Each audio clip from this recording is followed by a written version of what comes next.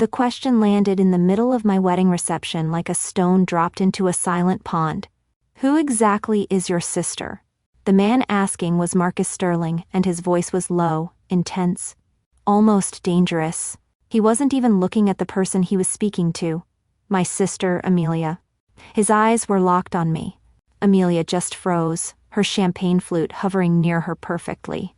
Painted lips, a mask of confused arrogance twisting her features. The curated joy of the room just evaporated. An hour earlier, that same room had been her stage. My sister Amelia is a senior vice president at a top tech firm, a woman who believes a person's entire worth can be found on their LinkedIn profile. She'd taken the microphone for the bridesmaid's toast, beaming under the lights. She looked every bit the part of the successful older sister, and she started with all the expected sweetness about our childhood memories. But I knew Amelia. The sugar was just there to hide the poison.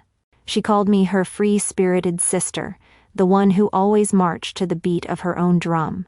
The crowd smiled politely. Then came the qualifier, delivered with a smug little laugh, mostly because she never had to get up for a 9 to -5. A few nervous chuckles rippled through the guests. My parents, of course, were beaming with pride. They always confused her cruelty with confidence. That's when she saw him. Her boss, Mr. Sterling, was seated at a table nearby, and Amelia's performance kicked into a higher gear. She raised her glass, her voice ringing with mock sincerity. "And I'm just so proud," she announced, "that my jobless loser of a sister finally landed the ultimate prize, a husband who can support her hobbies." To the happy couple, the words hung in the air, sharp and ugly. The laughter died. The silence was deafening. I felt my husband David's hand tighten on my arm, his knuckles white. I gave a tiny, almost imperceptible shake of my head. "Don't. Not yet." On the outside, I was a statue, my face a carefully constructed mask of neutrality. But inside, I saw it all. I saw the science fair project she took credit for, the college fund that was emptied for her MBA, the 20 years of being called mouse because I was always quietly clicking away on a computer they didn't understand. This insult wasn't new. It was just louder. She thought it was the perfect punchline to a tired joke she'd been telling for years. She had no idea she just belittled me in front of the one man who knew my other name. To understand the reckoning that question ignited, you have to understand the two lives I was living. To my family, I lived a life in grayscale. It was a comfortable fiction they had all agreed upon, a simple story that made sense to them and required zero effort to maintain. In their world, there were winners and there were others, and I was firmly and perhaps happily from their perspective, an other. This narrative was never louder than at our family dinners, held in the amber glow of my parents' formal dining room, a room that always felt like a museum exhibit of a life I didn't quite belong to. A year before the wedding, I remember one such dinner perfectly. We were there to celebrate Amelia's latest promotion. My father, Robert, a man who equated success with a firm handshake and the weight of a business card, was holding court. He toasted his eldest daughter's ambition, her drive, her corner office. Seated beside him was my mother, Helen, a woman whose entire life was a masterclass in conflict avoidance, always smoothing over the family's sharp edges with a gentle smile and a change of subject. For her, peace was always preferable to fairness, which meant Amelia's world was the one they all lived in. Amelia soaked it all in, of course. She spoke a language I didn't, a corporate dialect of KPIs, Q3 deliverables, and leveraging synergy. My parents would nod along, their faces glowing with a pride that was both blinding and profoundly alienating. At a lull in the conversation, my mother turned to me with that placid smile. "And what about you, dear? What have you been working on?" I knew better than to go into detail. I had just successfully firewalled a coordinated attack on the digital banking infrastructure of a G7 nation, but I just said, "Oh, a pretty complex digital infrastructure project." My father reached over and gave my head a condescending little pat. It was the kind of gesture you'd give a clever dog. "That's nice, dear," he said, his voice dripping with paternal dismissal. "Still playing on your computers?" That was their version of me. The quiet one, the hobbyist? They'd nicknamed me Mouse when I was a teenager because I was always in my room, the click-clack of my keyboard the only sign I was even home. The name stuck.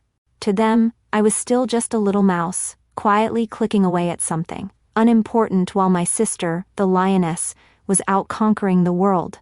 They saw Amelia's new company car and saw success. They looked at me and saw a blank space, a daughter who was a bit of a disappointment, but a harmless one. But while they saw Mouse, some of the most powerful people in the world knew me by a different name, Oracle. In my world, there were no dining rooms, no condescending pats on the head. There was only a silent, secure home office, a minimalist command center illuminated by the cool blue light of 6 monitors. My name, my face, my age, none of it mattered. The only thing that mattered was my voice. And when I spoke, entire boardrooms fell silent. My reality was the unseen, unheard authority on a crisis call, the steady pulse in a storm of digital chaos. I remember one such call vividly. It was with the entire C-suite of a global logistics firm, a multi-billion-dollar behemoth that was, at that moment, bleeding out. Their frantic, panicked voices were a cacophony of fear. "We're locked out of everything. The entire shipping manifest is gone." One of them yelled. "This is a catastrophic failure." Another shouted. I let the panic crest, listening to the data streams pouring into my system. Then I keyed my microphone. "Gentlemen," I said, and the crosstalk instantly ceased. My voice was calm, measured, and completely anonymous.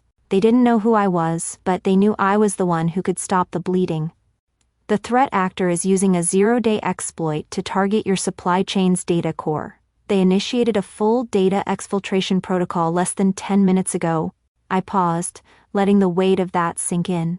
"My team is currently patching the vulnerability, but you need to activate your data fortress protocols immediately. We are moving to contain the breach now."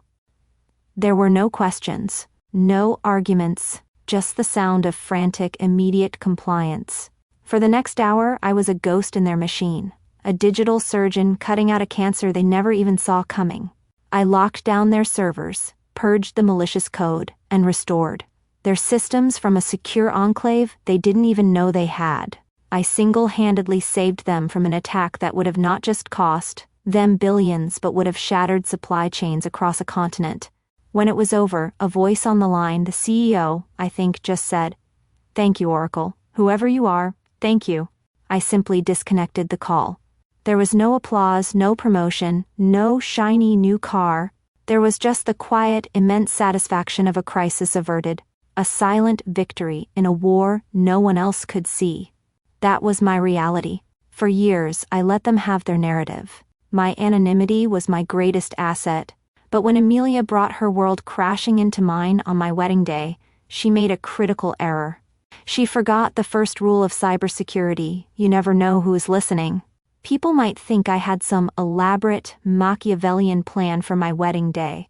A perfectly engineered trap designed for my sister's public humiliation. But the truth is, my strategy was much simpler and much quieter. For the first time in my life, I decided I wasn't going to hide. I wasn't going to make myself smaller or my work more palatable to fit into their comfortable narrative.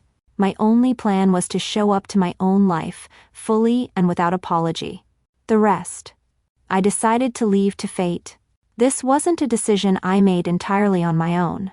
It was bolstered by my then-fiancé David. He's a brilliant software engineer, my biggest supporter, and one of only 2 people on the planet who knew the full scope of my work. David is the kind of person who sees the architecture behind the interface, the logic behind the chaos. He saw me, not the mouse my family saw, but the person I actually was. He was my partner in every sense of the word. I remember a few weeks before the wedding, we were finalizing the seating chart. David pointed to Amelia's table. "Are you sure you want her table that close to the head table?" he asked, his voice gentle with concern. "You know she's going to perform for her boss. It's what she does." I looked at him and smiled, a real, genuine smile. "I know," I said. "But I'm not hiding anymore, David.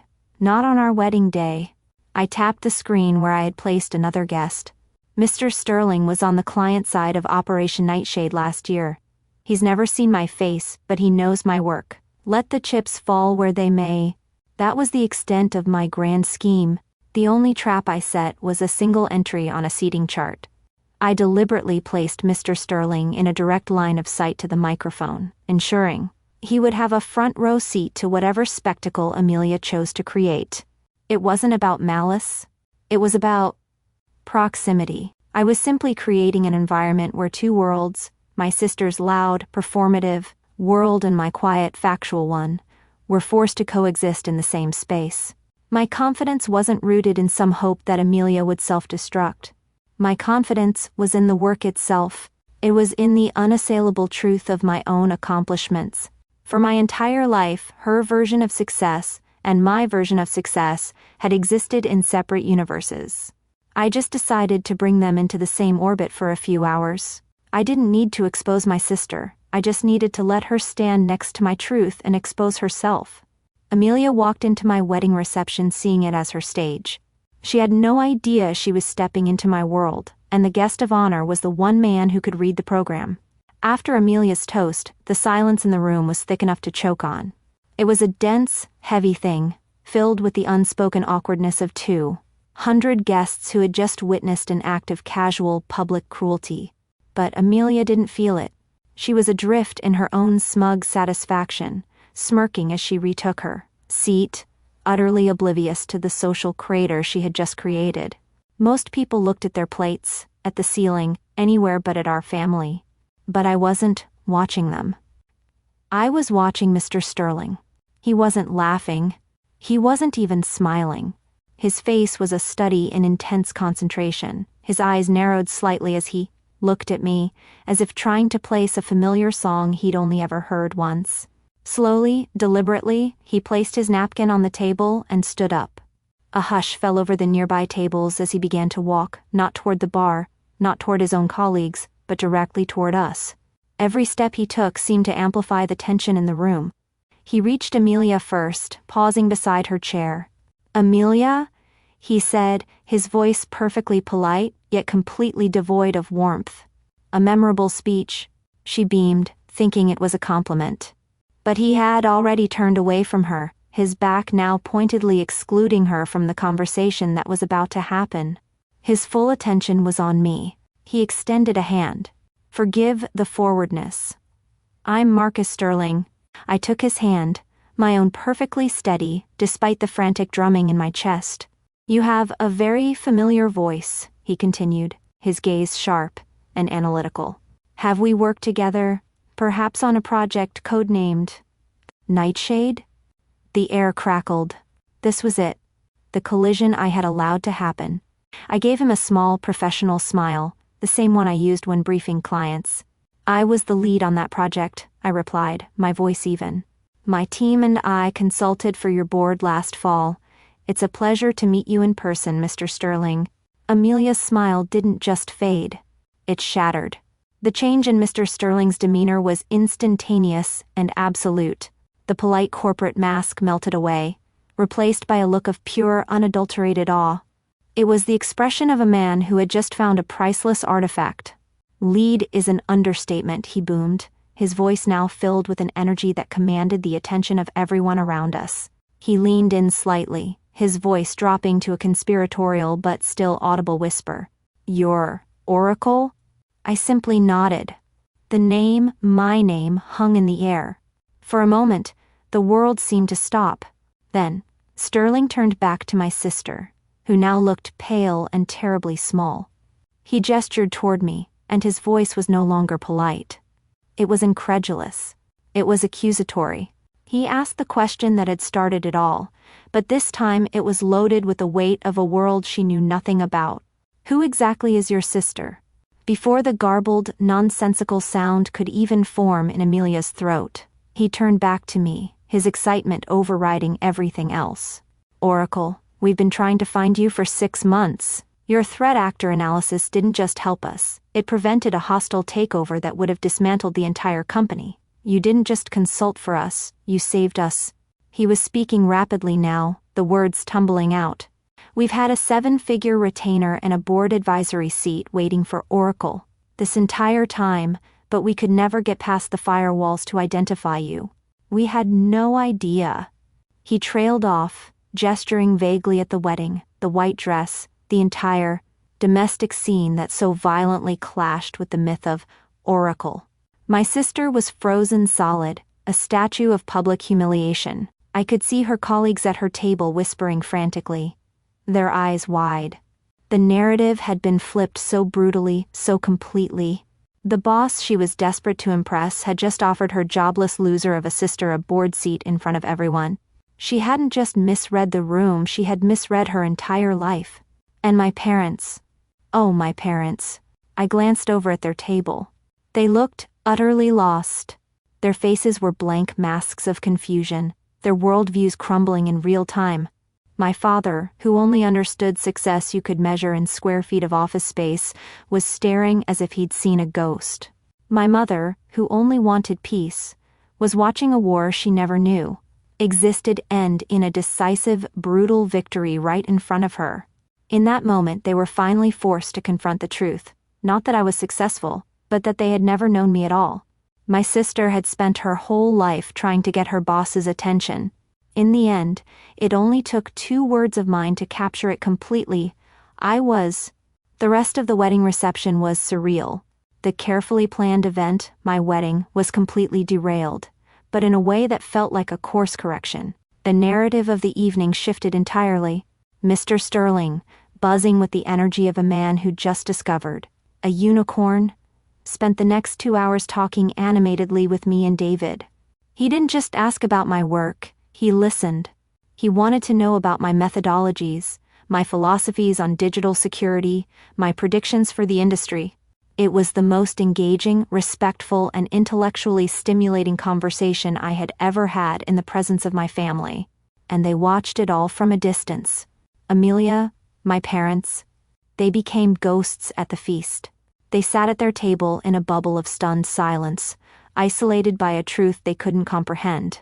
Amelia's colleagues gave them a wide berth. No one knew what to say to the family of the woman who was simultaneously the bride and a living legend her own sister had tried to humiliate. Sometime before the cake was even cut, they were just gone. They left without a word, slipping out of the reception like ashamed phantoms. I didn't feel triumphant watching them go. I just felt a quiet, profound sense of finality. 6 months later, I was standing in a room that was the physical manifestation of that new reality. My new operations center wasn't in some anonymous corporate high-rise. It was a custom-built, secure wing of the house David and I had bought, paid for, with the signing bonus from the retainer I'd negotiated with Innovate Dynamics. The walls were lined with monitors, displaying everything from global threat maps to deep-level code analysis. It was my sanctuary, my fortress, my kingdom. Mr. Sterling had been true to his word. The offer of a board seat was real, but I'd politely declined it. Amelia would have killed for a title like that, for the prestige and the visibility. But that was her definition of success, not mine. I had spent my career valuing anonymity and independence, and I wasn't about to give that up. Instead, I negotiated a multi-year consulting contract that made me their highest-paid independent contractor. I had all of the influence and none of the bureaucracy. I had earned success on my own terms. But the real prize wasn't the money or the state-of-the-art office. The real victory was the quiet, steady life I was building inside those walls. It was in the easy partnership I had with David. We would spend hours in our shared office space, his fingers flying across his keyboard, as he designed new software, mine dancing across mine as I dismantled digital threats. We were a team, a partnership of equals built on a foundation of mutual respect and genuine admiration. He didn't need to understand every detail of my work to respect its importance. This was my real family, one that I had chosen, and that had chosen me back. One Tuesday afternoon, as I was analyzing a particularly nasty piece of malware, my phone buzzed on the desk. A text from a number I hadn't seen in months. It was Amelia. The message was short, stripped of all her usual arrogance. "Can we talk? I got put on a performance improvement plan at work. I read the words, and I waited for a surge of anger or satisfaction or something. But nothing came. There was just a quiet stillness, a sense of looking at a chapter from a book I'd finished long ago. Her world of promotions and performance plans felt a million miles away. My battlefield was global, hers was a single cubicle. I thought for a moment about what to say. I could have ignored it. I could have been cruel, but what was the point? Her actions at the wedding had already set her on this path. My peace was no longer tied to her suffering or her apology. So I typed a simple, honest response. I'm sorry to hear that. I wish you the best. I sent the text, put my phone on silent, and placed it face down on the desk. I had already moved on. My work was waiting. My husband would be home soon. My life was here, in this room, in this reality I had built for myself. My sister always believed success was about being the loudest person in the room. I learned that true power is being the one person everyone in the room wishes they could listen to. If you've ever had to let your results speak for themselves, share your story in the comments. Here, your quiet work is always heard.